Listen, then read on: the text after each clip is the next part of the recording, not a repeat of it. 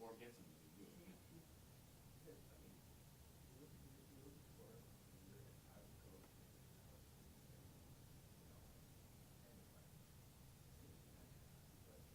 very generous with his money, with other people. Right, I grew up, and your classic depressionary, with self-made guy. There's a lot of pride in I do it myself. I'm not going to pay someone to do something I can do. It's like, especially those professional guys, where they lose some travel. But for one point, you own the same car, you know, it's your car. However,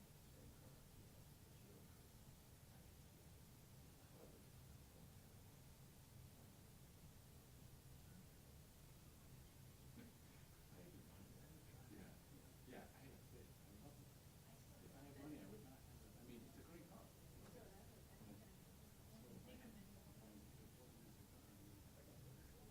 Oh, that was the car that, you still got your fit, right? They don't need it. Do they sell the seats go up and down?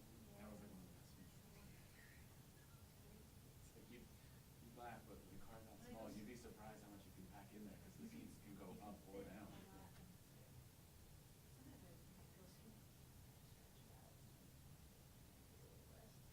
Now in my Accord, I'm trying to find like, how do I figure out what this thing would fit? This car is big, but it's because the seats are just they flatten them out and really small. In my Honda, it's like I can't get anything in there. I have a RAV4, and I just big ass. I started thinking now, the tree for no, I got ready to tree my car, the three bears. Bears are big, but roughly at least two, and they're 25, but they look good. And it doesn't, I couldn't find one. Yeah. I go, that is my whole car. Right. Right.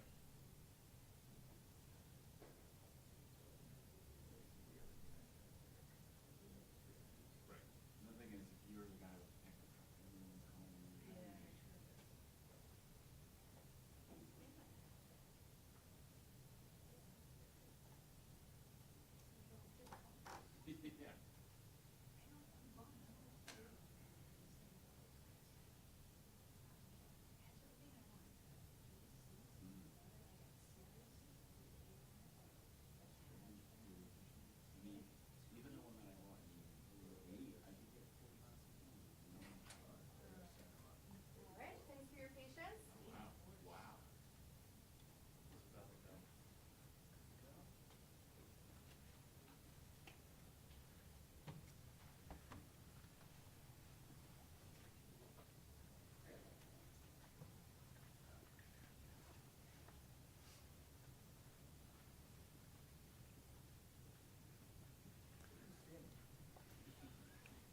I'm growing in stature, Paz. All right, so this is the follow-up on the crash on I-95 in Norwalk that happened at 5:30 this morning involving a car, fuel tanker, and a tractor-trailer truck. And again, thank God, no fatalities, but it has closed down I-95 in both directions. Just got an update on what comes next. The bridge was damaged. The heat from the burning fuel compromised some of the bridge, so that bridge is going to have to come down. That demolition is going to start first thing tomorrow morning, 3 a.m. in the morning. Shearers are going to come lift that bridge out. That could probably take 24 hours or a little longer than that. Then they're going to have to take a second look at repaving to make sure that the road is safe and secure. Garrett Euclidito is going to step up. He just told me if all goes well, and I'll monitor this, we should have two-way commuting back on I-95 as early as Monday morning, which is heroic work. Eversource is here with us as well. There was a line that fed many, many homes. They've kept that going. Nobody was without electricity. And of course, Harry Rilling, the mayor of Norwalk, they're front and center, tell you about the amazing work that our team did across the board responding to this disaster. It is an emergency declaration. I filed that with the feds just in the last hour. hoping to get federal reimbursement for the replacement of the bridge. We ought to get some notification on that in the not too distant future. But first and foremost, what we got to do is get that bridge out of there, get two-way traffic going. The congestion in and around that section of Norwalk is still heavy. We continue to send notices out to everybody to stay away from that. 84, 87, and the Merritt are heavy. There'll be extra rail service as needed if you want to go into New York or get up to Hartford, depending on where you're going from. My recommendation is if you can't stay home, take the train, stay away from the cars. With that, I'd like to introduce to you Harry Rilling, the great mayor of Norwalk. Yeah, thank you, Governor. And the governor was right. This could have been so much worse. We're very grateful that nobody was seriously injured. We're also very grateful for the response from the state of Connecticut, from our team. Our police officers were out there, our firefighters were out there and took control of the situation rather quickly. And the response from the state has been really great.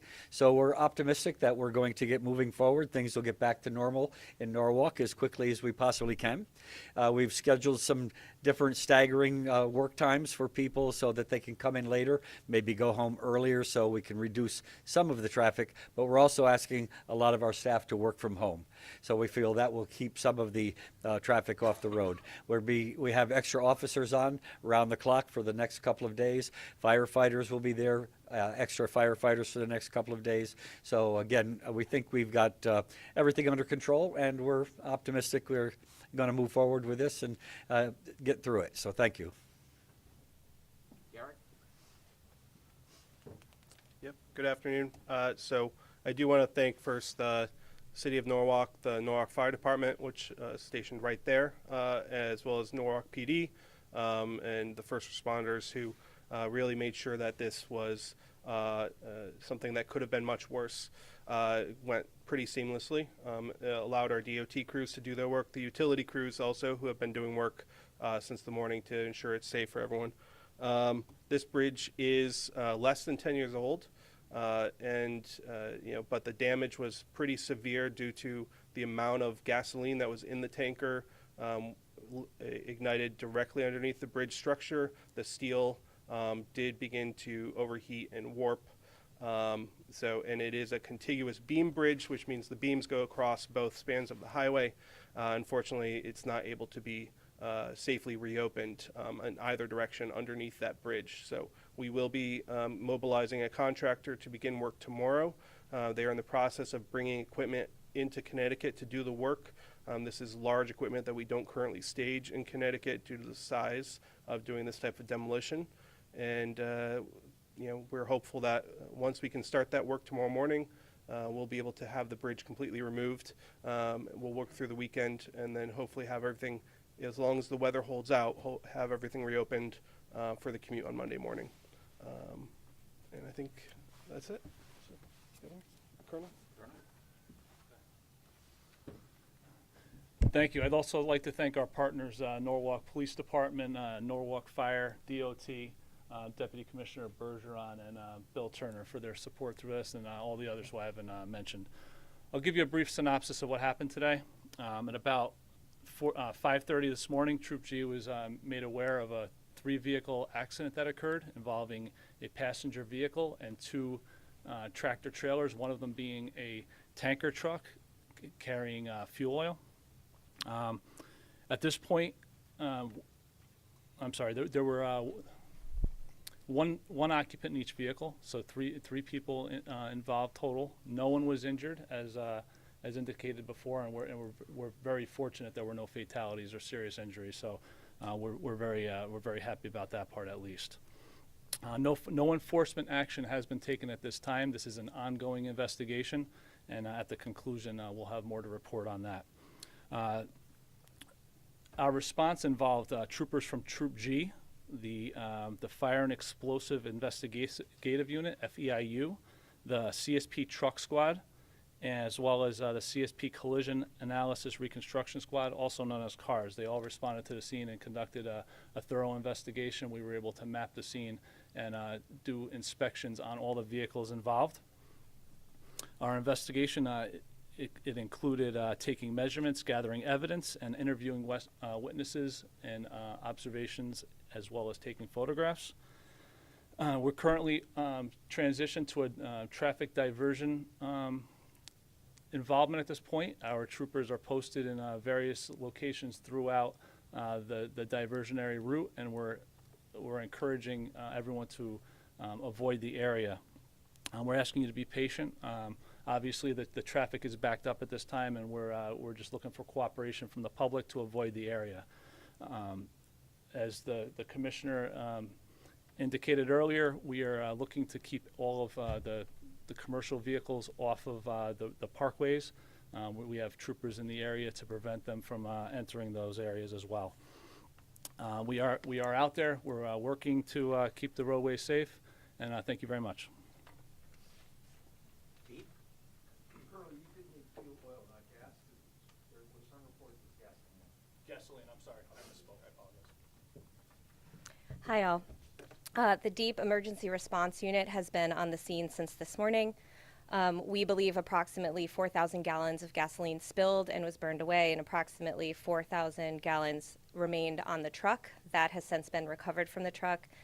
The Deep ERU team has conducted air monitoring with handheld technology, and we believe there's no danger, no impacts to air quality due to the burned gasoline.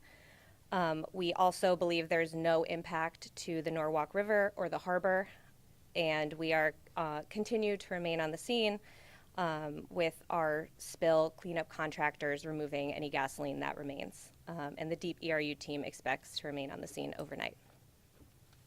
Any on-topic questions? Can the mayor talk about what impact this may have on the school day tomorrow? Are you making any changes? Obviously, the traffic will impact bus routes. We're looking at that right now to see if the school is going to be closed tomorrow and/or Monday, but that decision has not been made yet. They've sent out a voice message to all the parents and looking at perhaps staggering openings if they are going to be open, but no decision has been made to close the school yet. Regarding these staggered openings, is that for just your staff, or is it also for major employers? No, mainly for the students, because a lot of the parents drive their kids to school, and it can get quite backed up. So hopefully they're going to close the schools, but the superintendent has not made up her mind yet. But have you reached out to major employers in the area, asking them to somehow maybe allow workers to work from home or stagger? Yes, we've got everything out on our social media pages, yes. You're not like, you haven't reached out to Well, specific we haven't made telephone calls to everybody, but we've sent out a lot of information during the course of the day, keeping everybody posted as to what the current status is. And so we've told them to keep people home, let them work from home if they can. So So 95 will be closed in both directions until at least Monday morning. That's the best estimate, Garrett? Yeah, it's not safe, based on our engineer's review, it's not safe to allow any traffic to pass underneath the bridge in either direction. The entire bridge needs to come down. In order to do that quickly, it needs to be, no traffic of any kind to get this large equipment in there, completely remove it. If we were to allow traffic on one side, even if it was safe on one side, in order to remove the bridge, you need to take the whole thing out. You can't just leave half the bridge in place. Is this one of the bridges that was basically dropped into place overnight with the new construction technique? Or No, it was not accelerated bridge construction. It took a few years. who does that carry? What route does that carry across? Fairfield Avenue across the top, a local road. So Local road, but it's yeah, yeah. And what's the plan for that? Are you going to be putting in a temporary bridge in the meantime? No, definitely not a temporary bridge. It's not possible to put a temporary bridge over I-95 that would traverse that long of a distance across that multiple lanes. So we will have to build a new bridge. So we will, as soon as we remove it, we can begin the inspections of the pier in the middle and the median. If that pier is safe and solid and there was no damage to the pier, that will make life a little bit easier to do a complete rebuild, where we can just procure new steel, which there is quite a long lag time for steel right now, several months. But the goal is, if the pier is safe, if the abutments on either side of the bridge structure are safe, it'll make life easier for us to be able to build a new bridge in place over the course of a year. So, yeah. And I'm sorry, what is a pier? It's the concrete in the middle that holds up the bridge. my technical term. The additional Metro North services, will this be all entire weekend? Is this just during peak hours? When will we see more trains? So right now, no trains will be definitely added to the schedule. Metro North has crews on call, and we've mobilized additional equipment. So Metro North is going to monitor in real time. The good thing is tomorrow, Friday, is the lightest day of the work week for Metro North travel. So we don't expect any problems on a Friday to absorb increased capacity. Weekends have been busy.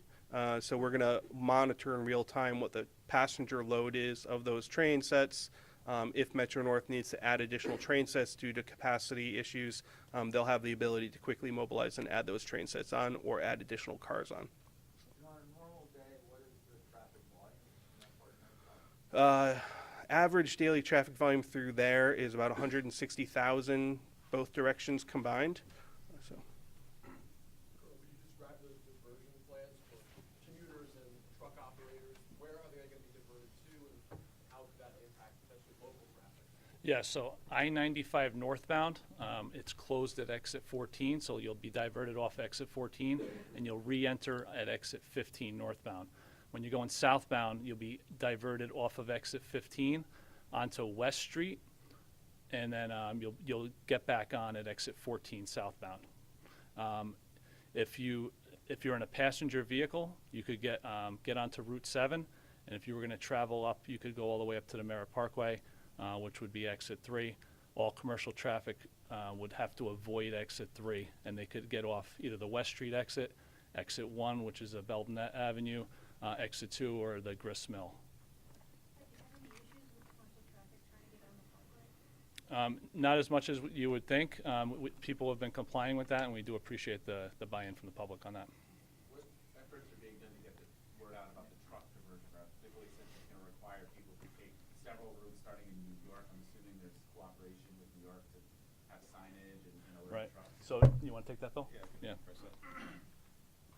Good afternoon. I'm Bill Turner, the State Emergency Management Director. So one of the tools we're utilizing is what we call wireless emergency alerts. So since this morning, we've had that in place, and that will remain in effect. And we have a message telling all traffic starting at the New York border down near Port Chester all the way up to Bridgeport and north along Route 7. Anyone that drives into that area in that geographical footprint will receive a wireless alert on their cell phone advising them to avoid the area. We're going to keep that active throughout the night into tomorrow, continue to evaluate how long we need to keep that in place. But we already see that that's working, as we're seeing the traffic coming out of New York has already lessened. So it seems that the message is working as designed and getting people to take the diversion route, which we do have highlighted next to me here, and we'll continue to share those maps. Really encouraging anyone coming out of Boston how to get around this incident, as well as coming out of New York. And then if anyone does find themselves in the immediate area of the incident, how to quickly navigate that diversion plan that the Colonel just spoke of. So, and Commissioner. And one thing that I think works well is all of our state DOTs communicate in operations like this. So we've been in communication all the way down to Delaware, all the way up through Massachusetts, and they've been putting message boards in their states telling truckers before they even come to Connecticut to avoid I-95 so that they can go around, get on 684, 84, or 87 to 84. So we don't want them to hit Connecticut and then get stuck in the traffic on I-95. So that communication's been pushed out to all the state DOTs on their overhead VMS boards, also through a system that we're able to push messages into the commercial vehicle cab cars, cab signals, so they get alerts in their cabs through TomTom driveways and other commercial equipment they have. Can we just talk about the economic impact we expect a multi-day closure to have? Is that me? Thank God it's Friday, not our busiest day. And I worry about supply chain issues and delays that you may have back and forth. I think it will definitely impact the local merchants in a variety of different ways. I think broadly for the state it'll be a lot less of an economic impact. Bob Duff, if we have a vote on the budget on Saturday, I recommend the guys from Norwalk leave a little early. How big of a diversion would that be if it was? Do you know miles-wise, time-wise? I don't know, but it's going to be a longer route for them. There's a reason they take 95 in the first place. You know, the time is money for them in the commercial trucking space, so they're going to go the fastest route. So if they were taking 95 to begin with, was going to be the fastest route for them. Now it will be a diversion, added time and cost, but it's going to be much less time than waiting to get through the 95 detour. So. The governor had mentioned electric utility lines running through there. We had also heard there was gas. Is there both running under there? Was there other utilities or is it just Making gas is Yeah. actually gonna cut into it. Eversource? Sorry, did you have a question?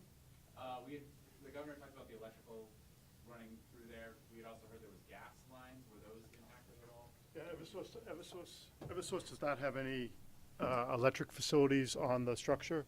It's only a 12-inch steel gas line. We're working and have not lost any customers. We're isolating that as we speak, so the demo can be conducted in the morning. Colonel, are you concerned about increased incidents of road rage, people who are frustrated by these delays? Well, I'm concerned about it, but we have troopers out there ready to respond. Should anyone have any issues, I encourage you to call 911. We have troopers ready to respond. We have extra patrols out there to mitigate that.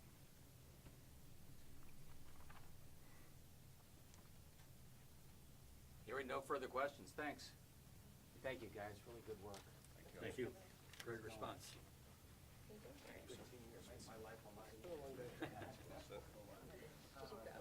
Yeah, I was down there. I was able to get there by 8. It took me a while to get down there.